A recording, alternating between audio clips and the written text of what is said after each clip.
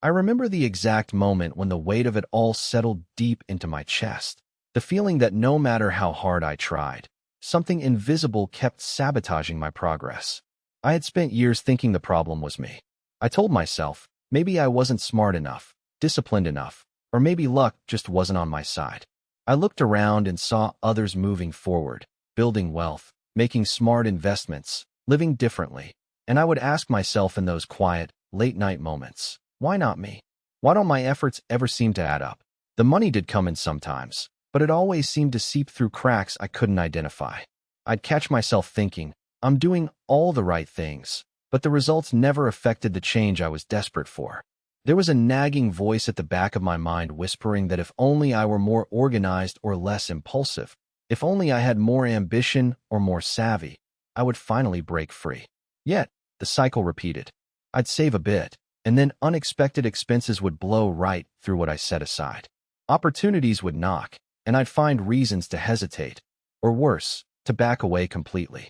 When I looked back, I felt exhausted, frustrated, and stuck in a loop I couldn't escape. I began to sense that the problem wasn't just about money itself. It wasn't about numbers, bills, or spreadsheets. The problem was far more subtle, far beneath the surface. It was inside me. I realized that the ways I handled money, the choices I made with it, and the thoughts I had about it weren't fully my own. Not at least in the way I had assumed. These patterns were not conscious decisions, but automatic reactions, gut responses shaped by something I hadn't yet grasped. It felt like my mind was running a hidden program on repeat, and no matter how much I wanted to choose differently, I was caught on the same track. Sometimes I caught myself blaming my circumstances or the external world, but deep down, I resented that my choices felt less like options and more like compulsions I couldn't resist. The real pain wasn't just financial. It was this growing sense of being powerless over my own life. It took a long time for me to understand how deeply connected my feelings about money were to invisible scripts running silently inside me. I thought that if I just had more willpower, I could turn the tide. But what I didn't realize then was that this was never about willpower alone. The invisible cracks, the gaps that let money slip away, were seeded long before I even understood the value of money or had a bank account in my name. I began to see that the beliefs and stories I carried about money were handed down to me, shaped by voices, moments, and emotions from my past, some so subtle I could barely recall them.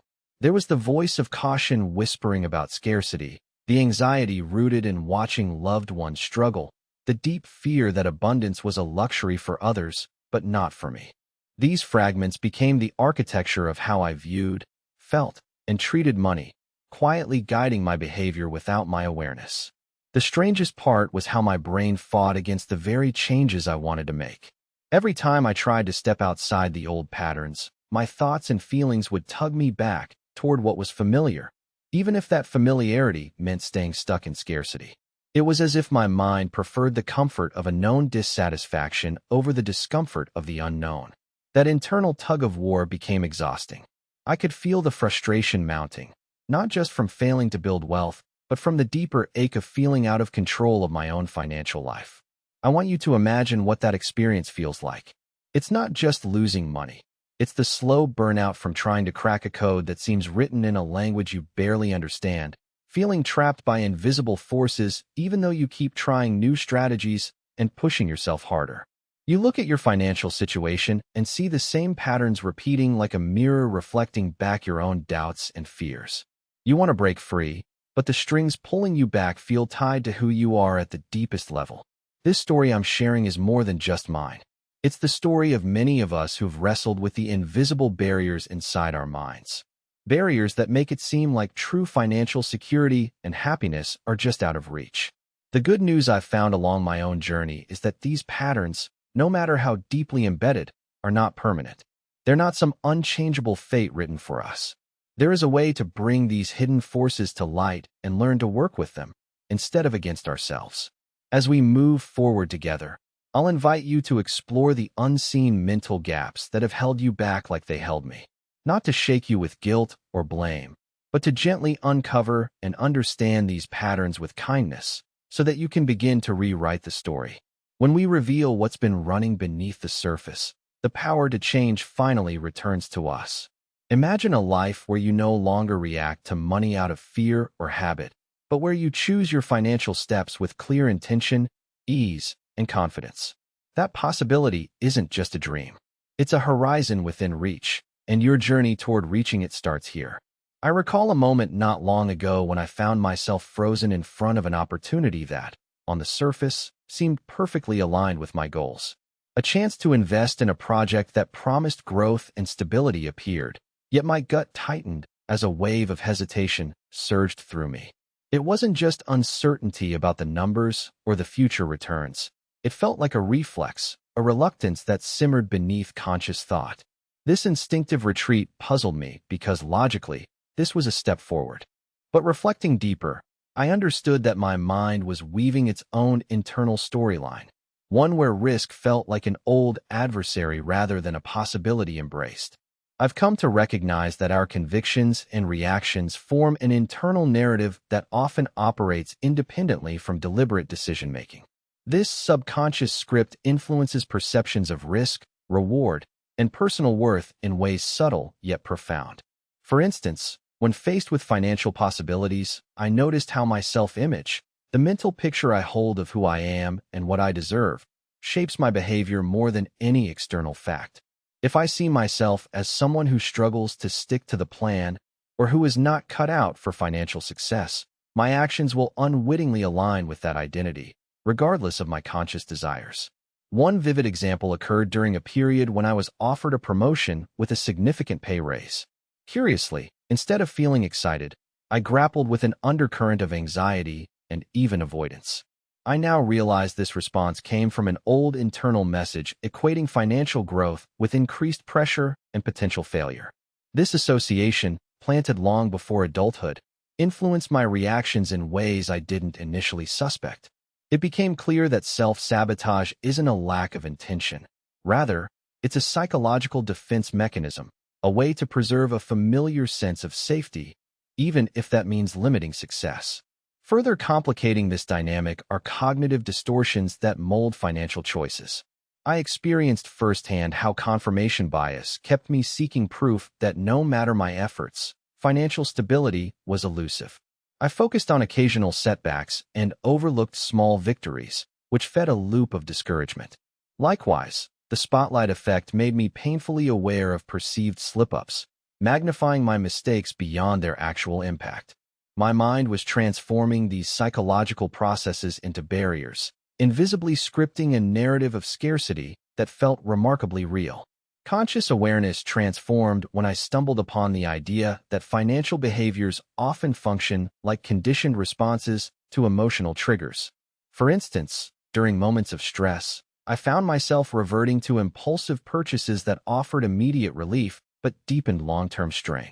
Recognizing this automatic pattern was like shining a flashlight into a shadowy room. Suddenly, I could see the wires connecting emotional discomfort to financial choices. It wasn't merely a battle of discipline. It was a complex interplay of feelings, memories, and expectations driving reactions beneath conscious control. Now, consider how this applies when you face a tempting financial decision. The internal voice might present a case steeped in caution.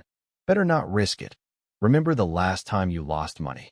Or conversely, it could spur reckless leaps disguised as bold moves, fooling yourself into thinking the stakes aren't as high. Both responses are rooted in mental frameworks developed early on, frameworks complicated by emotional experiences, family influences, and societal narratives. Acknowledging this gives us permission to meet those internal voices with empathy rather than frustration. An incident comes to mind where a close friend inherited a sum unexpectedly. Despite the sudden opportunity, he struggled to use it effectively, haunted by a paralyzing fear of spending wrongly.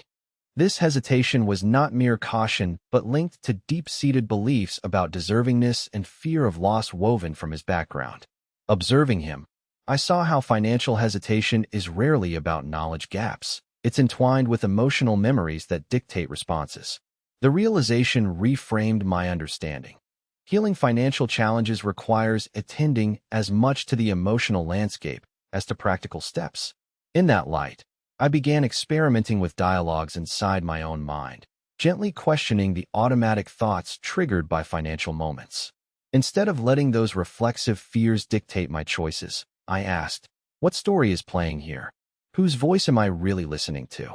This practice felt like tuning into an old radio frequency, one saturated with outdated static, but reclaimable through patience and focus.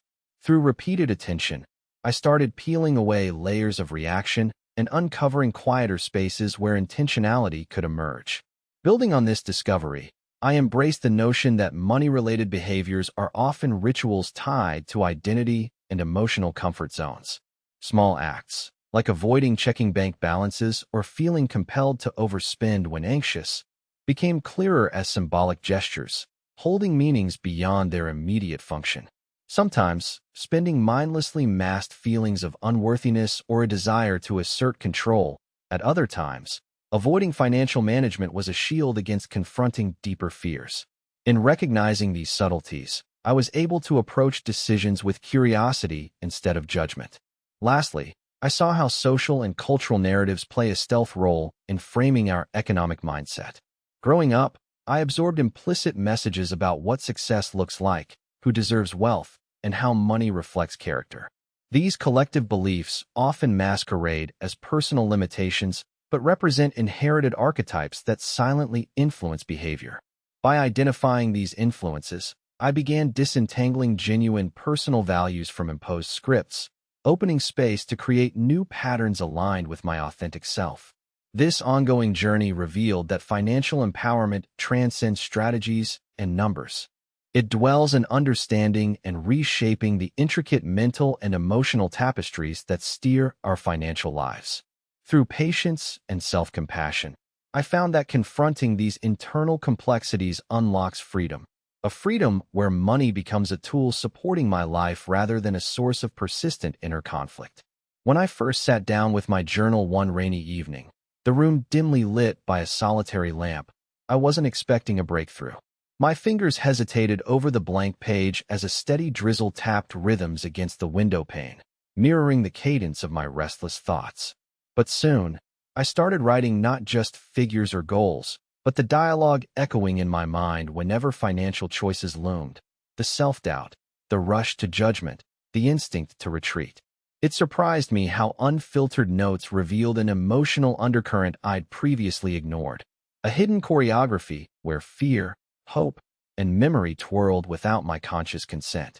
This journaling practice became a lantern I could hold up close, illuminating the invisible architecture behind my decisions. I recognized moments when sudden anxiety sprouted from triggers I hadn't noticed before, a bill arriving unexpectedly, a passing advertisement promising quick wealth, or an offhand comment from a family member about frugality. Rather than dismiss these as isolated events, I began to understand their role as signals, gateways into my inner emotional landscape. Confronting these moments gave me the courage to pause and reroute, breaking the automatic cycle that once steered me blindly. One evening, for example, I caught myself bracing against an impulse to postpone setting up a budget. An old voice whispered, "You're better off not looking too closely so you don't get overwhelmed." Recognizing this narrative wasn't my authentic truth, but a defensive script saved me from that familiar spiral. With slow breaths, I asked, what am I really afraid will happen if I create a clear plan? I realized the greater fear was vulnerability, the unconscious worry that owning my finances fully might expose weaknesses or failures I wasn't ready to face. This insight reframed my relationship with budgeting, transforming it from an enemy task into an act of self-compassion. Widely feared emotional triggers often hide beneath seemingly rational decisions. For instance, I discovered that my resistance to investing wasn't simply hesitation with numbers. It was entwined with a deep-rooted mistrust born from watching others lose everything during economic downturns. This skepticism wasn't irrational, but emotionally grounded in past experiences and stories that shaped my expectations. By acknowledging this, I started to shift from ignoring risks out of fear or avoiding involvement entirely, toward informed engagement balanced with emotional awareness. Moreover, I learned to reframe financial setbacks by giving them new meaning.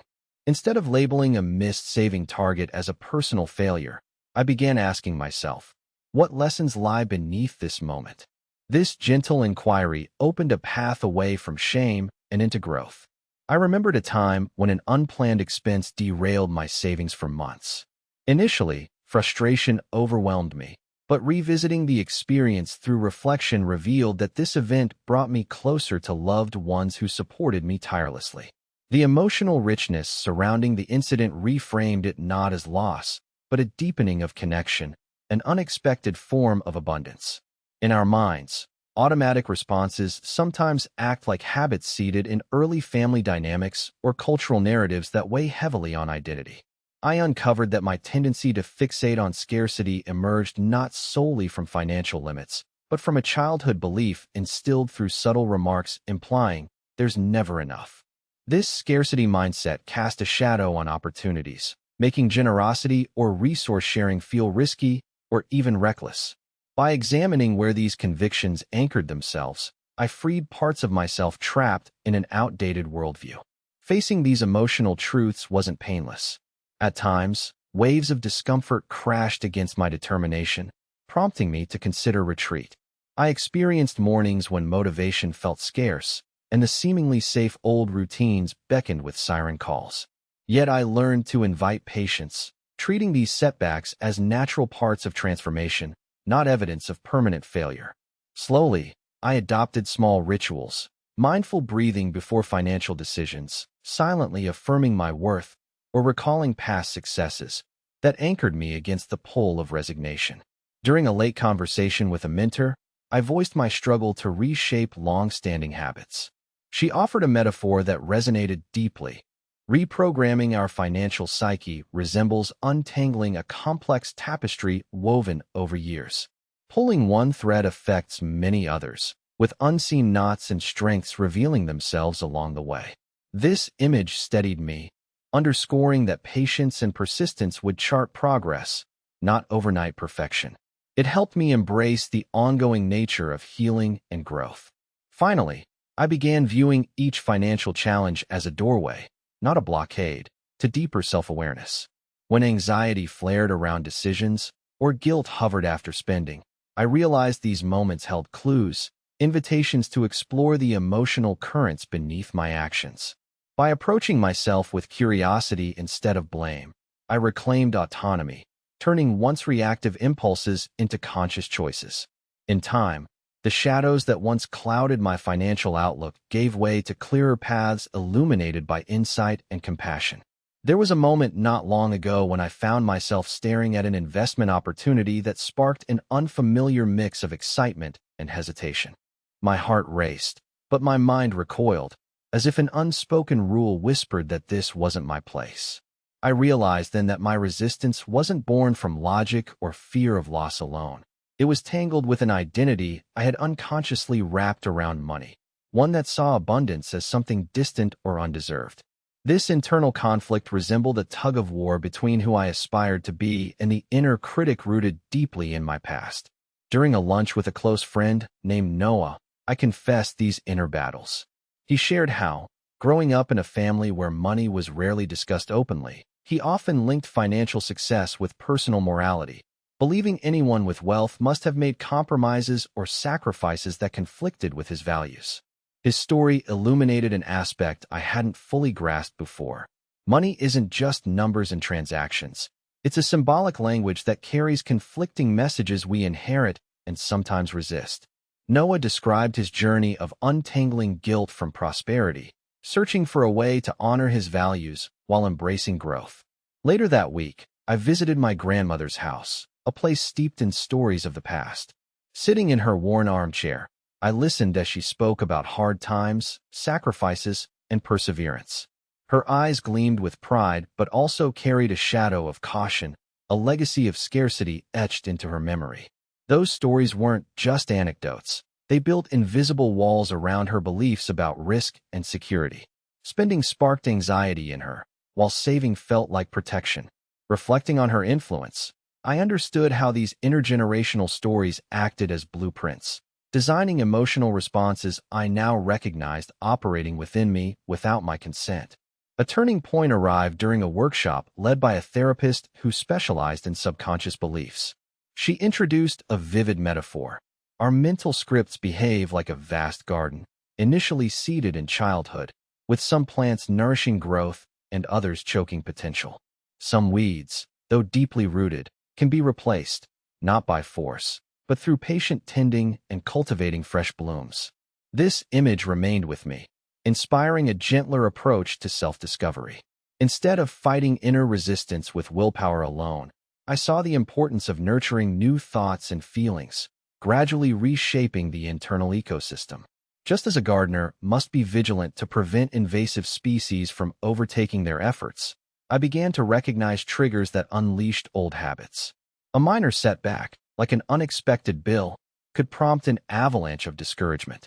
One afternoon, after a credit card payment caught me off guard, my initial impulse was to shut down and avoid further financial engagement. But pausing, I asked myself, what message am I telling myself now? I noticed a harsh self-judgment creeping in, blaming me for carelessness.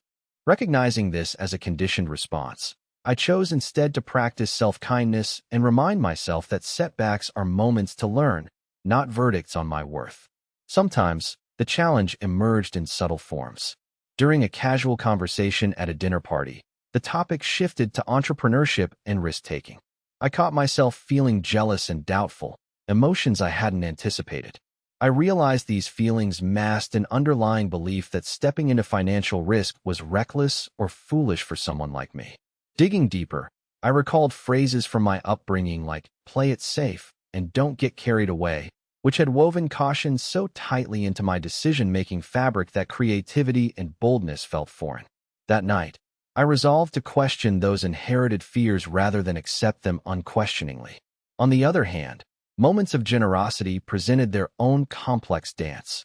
When friends offered support or I shared resources, I sometimes grappled with discomfort, questioning if I was worthy of such abundance or whether I might have to repay a hidden debt beyond money. These conflicting feelings exposed the influence of an old narrative equating kindness with obligation or imbalance. Slowly uncovering this helped me redefine generosity as a cycle of healing and empowerment rather than a ledger of debts. In exploring these layers, I found that shifting entrenched emotional responses requires more than intention. It calls for embodied experiences. One memorable practice involved imagining future scenarios where I made different financial decisions, embracing risks, acknowledging abundance, and releasing shame. This visualization wasn't just wishful thinking. It was rehearsing new neural pathways that could gradually rewrite the habitual responses. Initially awkward and tentative, these mental experiments grew more vivid and believable, planting seeds of transformation that grounded my daily choices. A surprising revelation came when I noticed how language itself shapes internal attitudes toward money. Expressions like struggling financially or living paycheck to paycheck framed experiences through lenses of scarcity and limitation. I began experimenting with consciously shifting my internal vocabulary, opting instead for terms that evoked possibility and resourcefulness.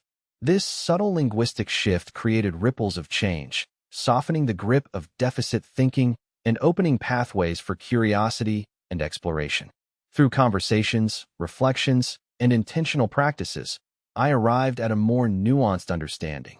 Our psychological relationship with money is not static but fluid, shaped by memories and meanings assigned over time. Cultivating awareness of these shifting currents empowers us to respond more consciously, choosing how to interpret and engage with financial realities rather than replaying inherited scripts unconsciously. This knowledge offered me the first genuine taste of agency in a domain previously marked by frustration and confusion. Now, consider how this applies when you face moments where your gut resists a financial step that feels right on paper. What inner story might be pulling the strings? Could that narrative be a remnant of old conditioning, no longer serving your true capacity? Becoming fluent in this dialogue unlocks your potential to rewrite the script with intention, moving beyond reaction into deliberate creation of your financial future. I recall the moment vividly when I found myself trapped in a spiral of indecision, not because I lacked options, but because my mind was clouded by an invisible fog of doubt and inner tension. I had been presented with a chance to pivot in my career, potentially increasing my income substantially. Yet, instead of embracing the opportunity, I hesitated, swallowed by an anxiety I couldn't immediately explain. It dawned on me that my resistance stemmed from an emotional friction buried deep within, something neither logical nor conscious. It was as if a silent script played inside, warning me against change in a language I had long forgotten. One afternoon, I shared this inner conflict with a colleague who had faced a similar crossroads. She described an experience where her own ambition clashed with an ingrained fear that success might alienate her from those she loved. I realized in that moment how often the invisible struggle around progress involves more than just money or status. It also weaves in our relationships and sense of belonging. She told me how, despite her talents, she sometimes held back because moving forward felt like stepping away from her roots, a fear subtle but potent. This deeply nuanced tension had never appeared in any budget plan or strategy session I had studied, yet its impact was unmistakable. That conversation shifted my perception profoundly. I began to uncover layers beneath the surface, psychological entanglements that tied choices to identity and emotional equilibrium. For instance, discomfort with abundance often emerges in the form of an unconscious balancing act, a way to avoid standing out or attracting judgment. I thought about a friend who consistently declined raises or shied away from promotions, driven by a voice inside that cautioned against rocking the boat. Witnessing this pattern in others helped me see faces in the crowd of my own fears, reflecting voices I was learning to recognize and question. Diving deeper, I encountered moments when my instincts to protect felt overwhelming. When confronted with a sudden expense, my immediate reaction was not only financial stress, but a sudden urge to disconnect, shutting down emails, avoiding calls, and turning away from my bank statements. This evasion wasn't born of negligence, but an emotional firewall designed to guard against feelings of vulnerability and loss of control. A friend once described this avoidance as emotional bankruptcy, where one's defenses prevent facing reality, but at the cost of prolonged suffering. I realized that breaking this cycle requires cultivating courage to sit with discomfort without retreating. Exploring further, one day I tried an exercise where I drastically shifted my usual mindset. Instead of approaching my money as a limited resource, I imagined it as a flowing river, sometimes steady, sometimes tumultuous, but ceaseless in movement. This visualization unveiled a new perspective where scarcity and excess weren't enemies, but parts of an ongoing rhythm. Embracing this fluidity allowed me to be less rigid and more accommodating, recognizing that financial life includes ebbs and flows rather than a fixed target to hit. This small change in viewpoint began to alleviate the pressure of constant vigilance and control. I also noticed how comparison quietly undermined progress, more insidious than I initially thought. Watching peers announce successes triggered a silent but powerful inner commentary that I wasn't measuring up. Whispered doubts chipped away at my confidence, casting shadows over my own modest wins. A mentor once advised me to treat this impulse like an untrained puppy. It's natural to bark, but with patience and attention, you train it to behave differently. This metaphor stuck, reminding me that while envy or inferiority can spike unpredictably, they don't have to dictate my response or my sense of worth. One crisp autumn afternoon, I sat outside watching leaves fall, pondering the paradox of growth and release. It struck me how letting go can be as vital as holding on in one's financial journey. There were times I clung desperately to outdated goals or fears, even though they no longer served me. Ruthlessly pruning those attachments was frightening but necessary, like shedding leaves to allow sunlight in. Releasing old narratives opened space for clarity and hope.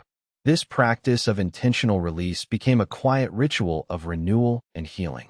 While thinking about responsibility, I remembered a personal story where I hesitated to ask for help during a financial crisis because I feared appearing weak. I stiffened under the belief that self-reliance meant solving problems alone, an expectation mashed into me since youth. Ultimately, reaching out shattered that illusion. Support didn't diminish my agency, but amplified it, revealing that vulnerability and strength coexist. Shared experiences and collective wisdom became a source of empowerment, helping me to disentangle pride from isolation.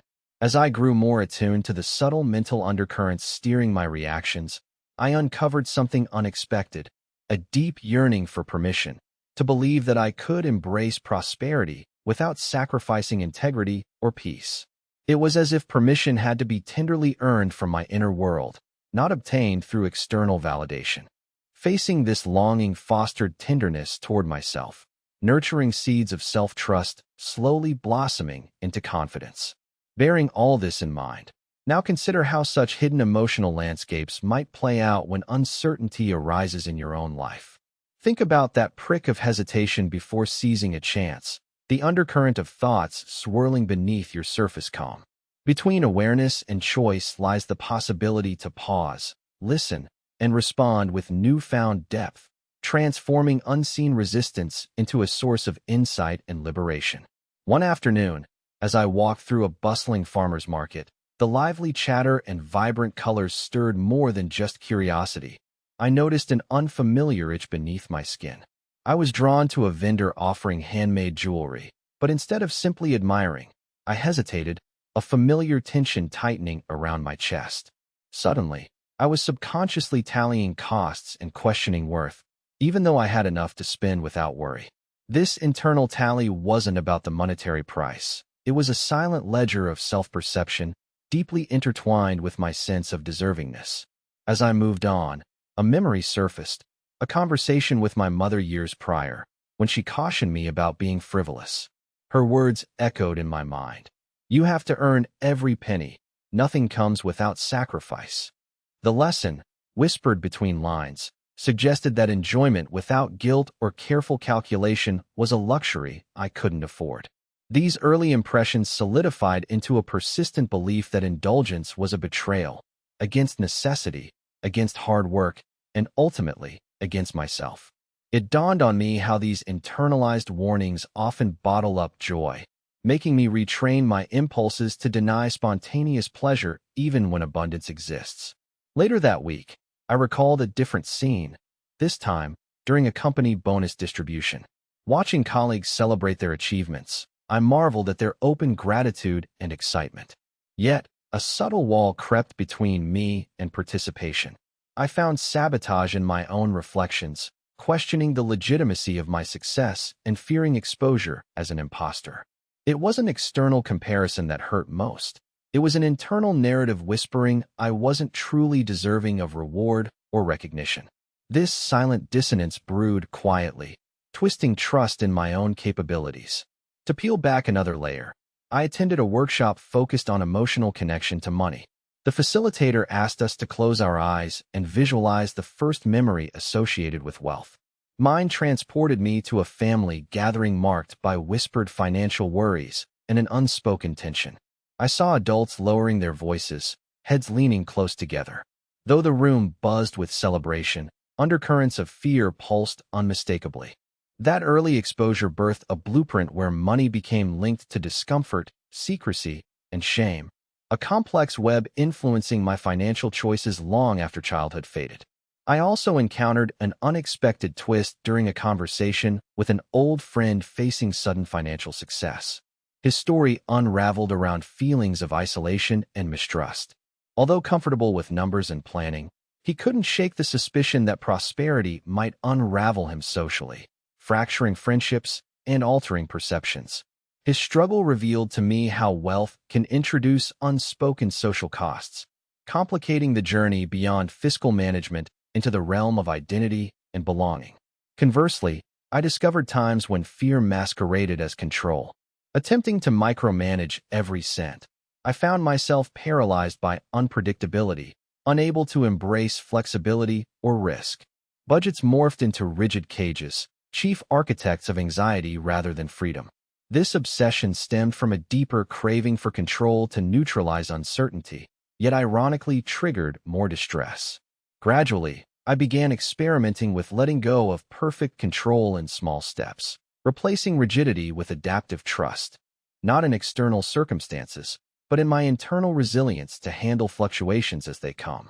Another day, I encountered a sharp realization in the quiet company of my own reflection.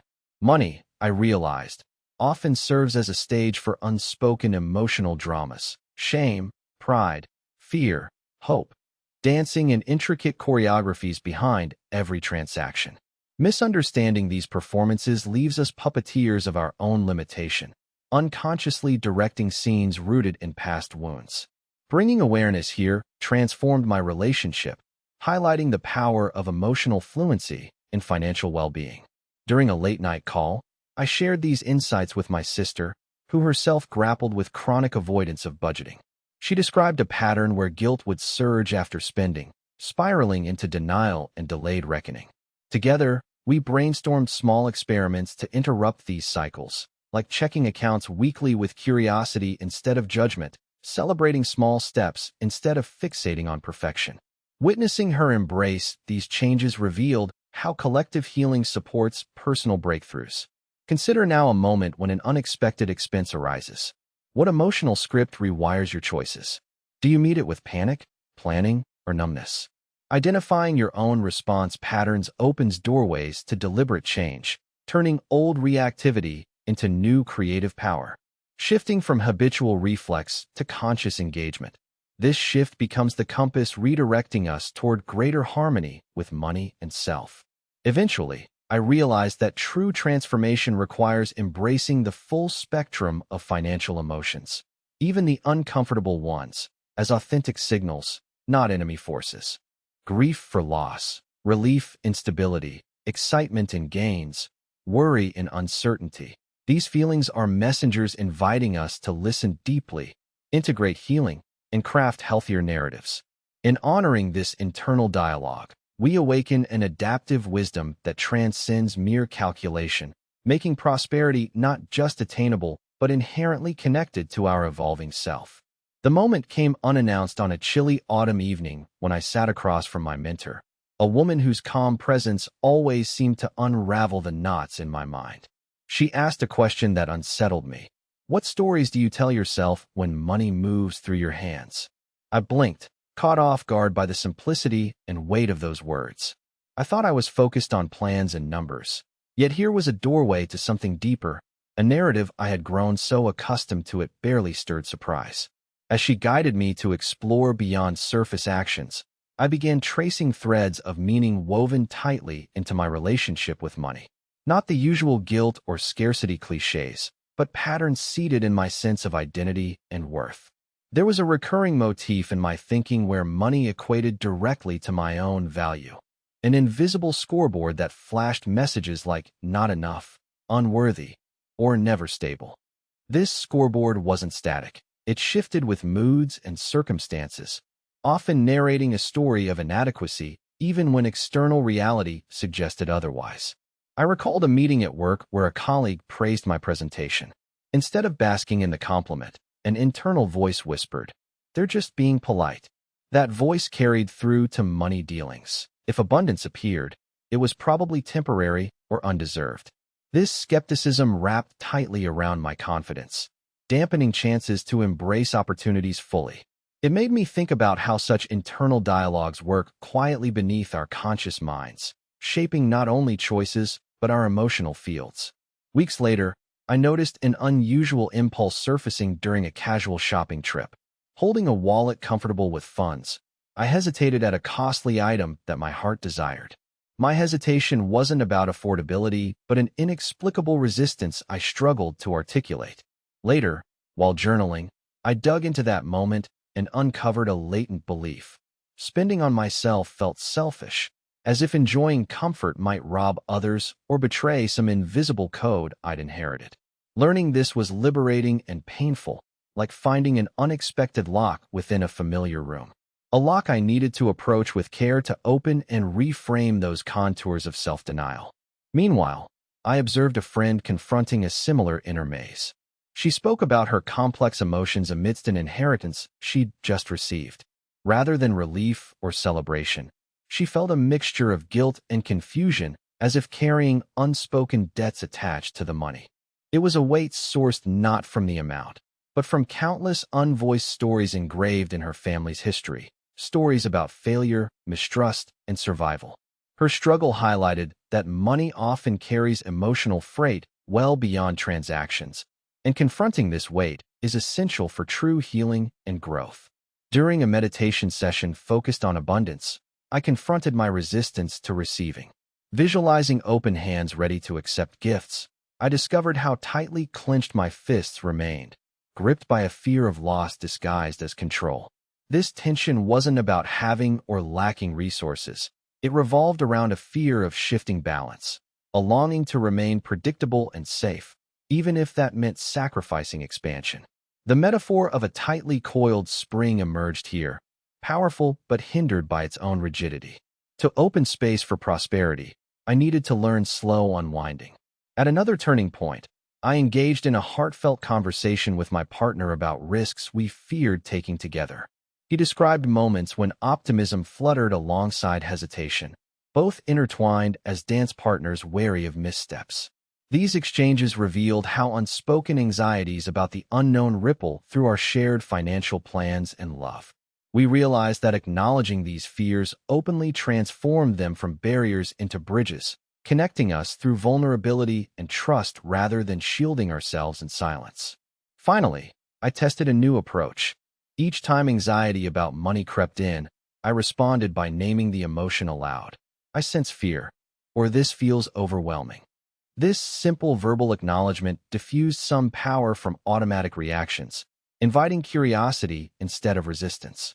It reminded me of a story where a sailor faced turbulence not by fighting the storm head-on, but by adjusting the sails and reading the wind's many tones. In this way, becoming fluent in my emotional landscape allowed navigation toward steadier shores. Now, imagine what shifts could arise if, next time tension strikes around wealth or spending, you pause and ask what silent tales whisper beneath your decisions. What hidden narratives might be woven into your reactions, and what possibilities awaken when those voices are met with kindness and clarity. This exploration opens a terrain rich with fresh insight, where choices emerge softened by self-compassion and strengthened by knowing. There was a night when the clinking of glasses at a friend's gathering faded into the background as an intrusive thought sharpened in my mind. What if all this effort only leads back to the same dead end? The sensation was not unfamiliar, but this time it struck with a peculiar intensity. I was surrounded by stories of success and growth, yet within me stirred a restless echo of doubt, a haunting suspicion that the patterns woven into my psyche could never loosen their grip. In that crowded room, the laughter felt distant, and a silent question emerged.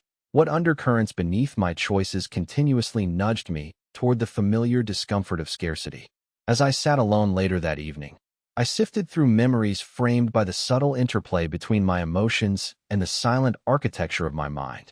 I noticed how deeply ingrained habits had been layered like sediment over years, responses triggered without my involvement, operating with the stealth of a shadow shifting behind my gaze.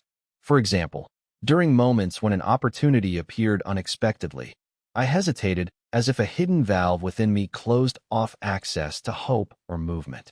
This wasn't mere wariness, but a complex dance between protection and fear of the unknown, rehearsed on repeat like an unnoticed soundtrack beneath my conscious will.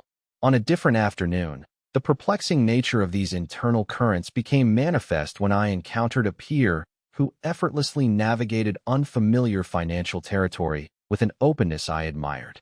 She spoke of embracing uncertainty as an ally, telling me, "I don't just manage money. I engage it like a partner whose moves I'm eager to learn." Her attitude starkly contrasted with my own often rigid and guarded mindset.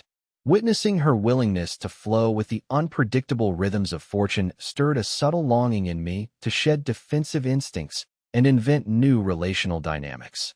Not sickness or stagnation, but growth fueled by openness.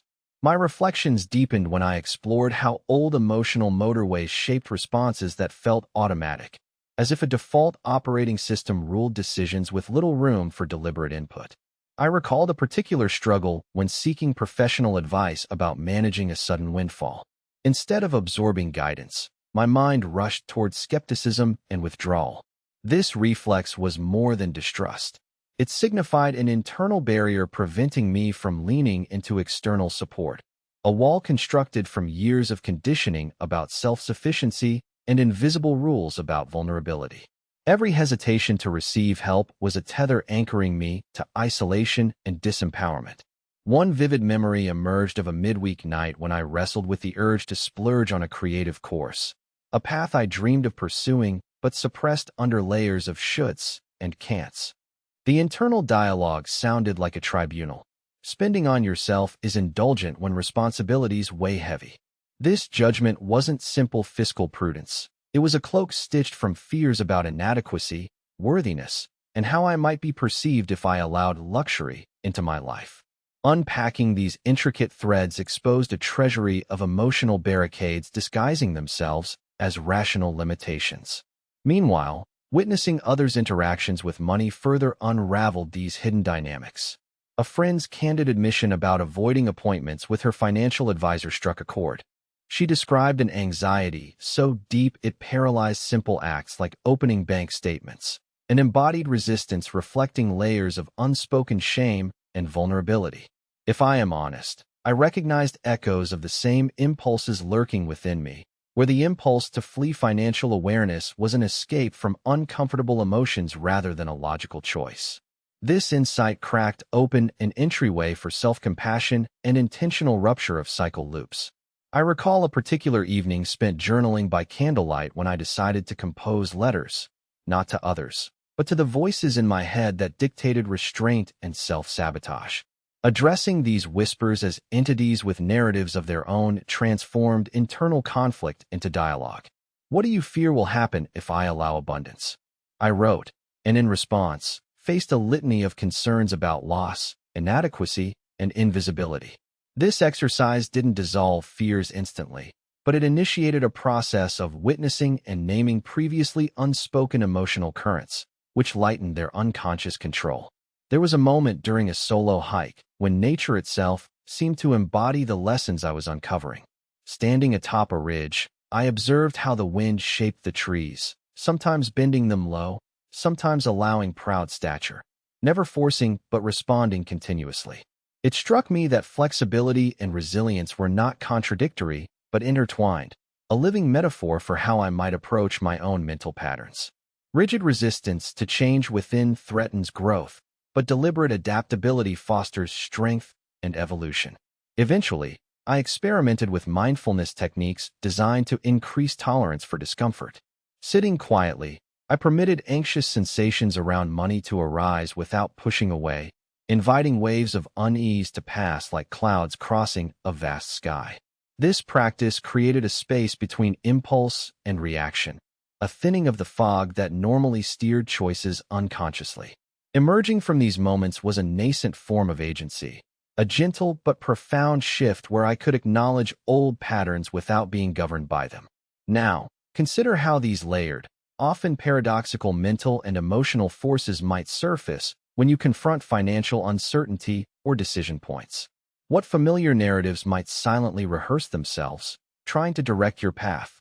Could you, by cultivating awareness and gentle inquiry, loosen internal knots and invite new currents of possibility?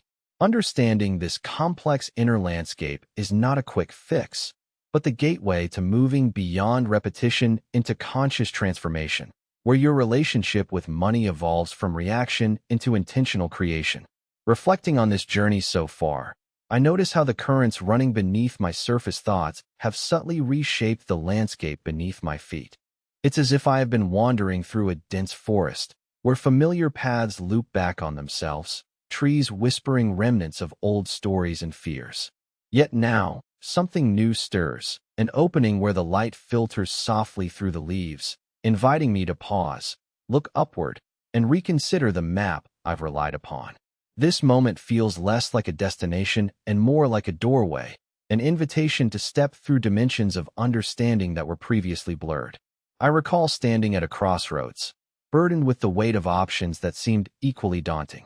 The tension between impulse and restraint wove itself through my thoughts like an intricate tapestry whose threads often tangled in silence and confusion.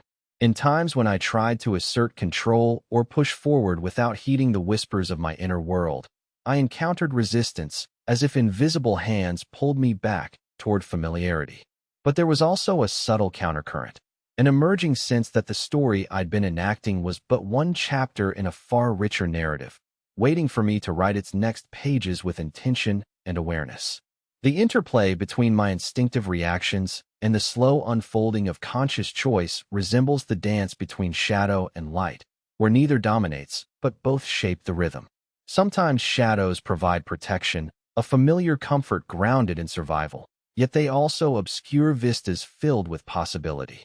Light, conversely, reveals paths and nourishes growth, but can expose vulnerabilities that invite hesitation. Navigating this dance requires a delicate balance, a willingness to lean into discomfort without losing sight of hope, and a readiness to surrender illusions that no longer serve. In quieter moments, I sensed the echo of internal dialogues that had long gone unspoken.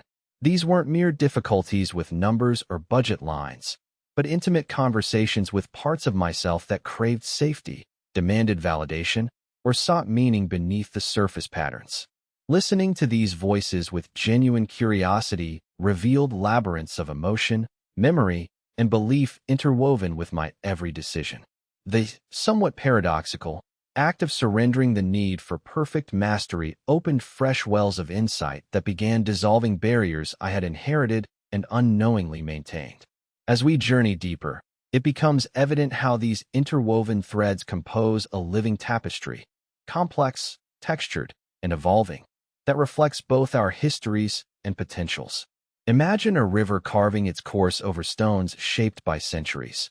It neither escapes the past nor is defined exclusively by it, but flows forward nonetheless, responding dynamically to obstacles and openings. The resilience of this flow depends not on relentless force, but on adaptability, on an attentive presence that notices when to yield and when to persist. Such an image mirrors the inner work unfolding within me, revealing a rhythm of ease intertwined with effort, surrender entwined with agency. I find myself increasingly drawn to the idea that transformation cannot arise solely from external alteration, but must unfold organically from the heart of our internal systems. The old structures, with their stubborn grooves and hidden chambers, are not enemies to be defeated, but intricate realms to be understood and honored. In this light, change becomes less about confrontation and more about integration, a gradual weaving of new colors into an ever-evolving mosaic. This process invites patience and compassion, essential companions for walking into the unknown with a spirit both courageous and tender. Among these shifting currents, there lies a quiet invitation for us to redefine our role, not as passive victims of unseen forces, nor as lone warriors battling against ourselves, but as wise navigators learning to read and respond to the interplay of mind, emotion, and circumstance. This navigation calls for a kind of attentiveness that neither rushes nor stalls, but flows aligned with the subtle cues arising within and around us. It beckons us to reclaim authorship of our stories, empowering us to move from unconscious reenactment toward deliberate creation. In this gathering of insights and felt experiences, the edges between past wounds and future possibilities blur, offering a liminal space where transformation can take root. It is a space both delicate and potent, a threshold where the invisible systems shaping our relationship with prosperity open to conscious rewrite. As I stand here, breathing in this moment, I sense a subtle yet profound shift underway, a slow unfolding of clarity, a reclaiming of power that has always been quietly gestating beneath surface struggles. With each breath, the once tangled threads begin to unravel into new patterns, beckoning toward a horizon rich with potential and grace.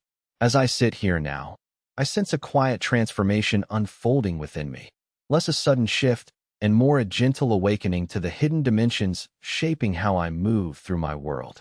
It's as if I've been carrying an unseen compass, its needles spinning in confusion, but finally beginning to settle toward a true north. This compass isn't shaped solely by external markers of success or failure, but by the fertile ground of inner understanding, where questions outnumber answers and curiosity fuels the journey forward. I reflect on a moment when opportunity knocked unexpectedly, a chance to step into unfamiliar territory that promised growth, yet stirred an old voice whispering hesitation. Instead of recoiling, I paused, opening space to sit with the discomfort. That stillness revealed something profound. Beneath uncertainty often lies a reservoir of resilience. This reservoir has drawn from every lived experience, every shadowed corner in my history, quietly waiting to be tapped when courage awakens. I found that the barriers once perceived as unmovable were in fact thresholds inviting a deeper encounter with self, to stretch beyond conditioned fears and discover new contours of possibility.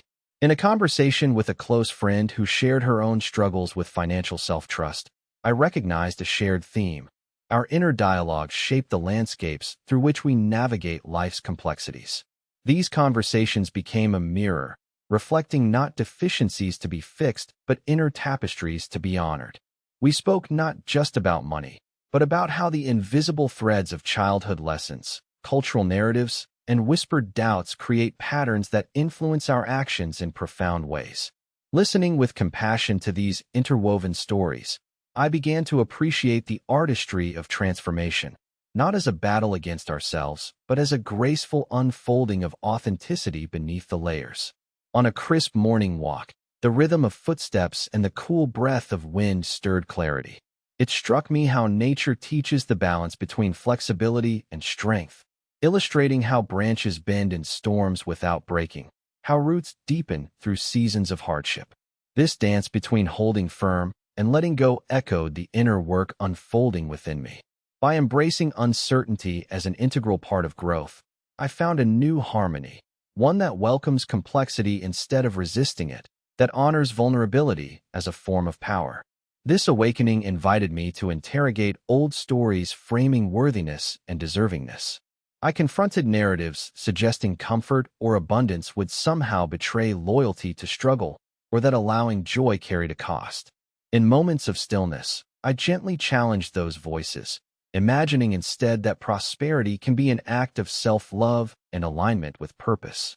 This shift wasn't instant. It unfolded through patient moments of witnessing, where old oppositions softened and possibilities blossomed quietly beneath.